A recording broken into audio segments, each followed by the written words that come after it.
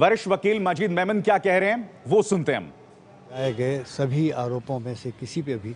दोषी करार दिया जाए, तो उससे बात साफ़ हो गई थी। सिर्फ एक रात का इंतज़ार था कि जब तक वो फाइनल प्रोनाउंस न करें। और चूँकि आज 1 बजे के आसपास उच्च न्यायालय ने अपना फ़ैसला घोषित कर दिया है कि सलमान के ख़िलाफ़ निचली अदालत का जो फ़ैसला है वो कानून के नज़र से सही नहीं है और सबूतों के आधार पर ये नहीं कहा जा सकता कि सलमान ने वो गुनाह किए हैं जिनके आरोप उन पर लगाए गए हैं। बेनिफिट ऑफ डाउट कि भाई बियॉन्ड रीजनेबल डाउट ये साबित नहीं हुआ है, लिहाजा सलमान को तमाम आरोपों से बरी करार दे दिया। मतलब ये कहा जाता है कि ओनस जो है वो प्रोसिक्यूशन एजेंसी का होता है कि वो गुनाह साबित करे, न कि एक्यूज का कि वो साबित करे कि वो निर्दोष है। बिल्कुल सही है। देखिए, ये तो हमारा क्रिमिनल ज्यूरिस्प्रूडेंस का सबसे फंडामेंटल उसूल है कि वो उसूल यही है कि सबूत जब पेश करने हैं तो वो सबूत ऐसे हों, ठोस हों कि शक की कोई गुंजाइश न बचे। अगर शक की कहीं गुंजाइश बच जाती है, जैसा कि सलमान के केस में अदालत ने फरमाया है कि तो उस सूरत में उस शक का फ़ायदा मुलजिम को दिया जाता है। और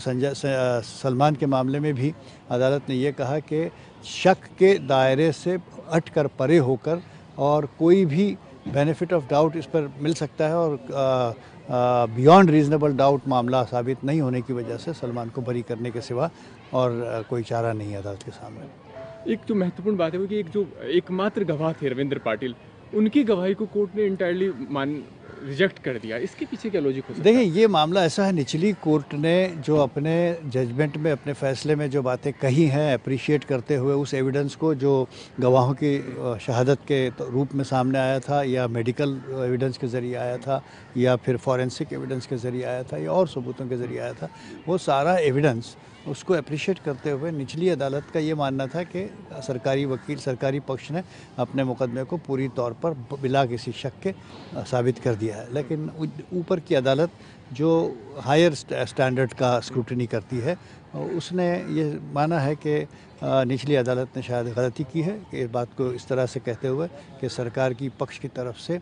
शक के दायरे से बाहर मुकम्मल तौर पर सलमान के ख़िलाफ़ इल्ज़ामात साबित हो चुके हैं। और ये कहने पर उच्च न्यायालय ने ये कहा कि चूँकि बियॉन्ड रीजनेबल डाउट ये गुनाह साबित नहीं हुए, इसलिए कानून की दृष्टि में उन्हें बरी करने के सिवा और कोई चारा नहीं। So, as a legal expert, how do you react on Salman verdict? Well, it is a matter of appreciation of evidence by the appellate court, which can always go into the details of various types of evidence that was placed before the trial court in the form of oral evidence of eyewitnesses and other witnesses, then medical evidence, forensic experts evidence, etc. And all this cumulatively in the wisdom of the High Court was inadequate to come to the conclusion that the prosecution has satisfactorily discharged its duty of establishing a case against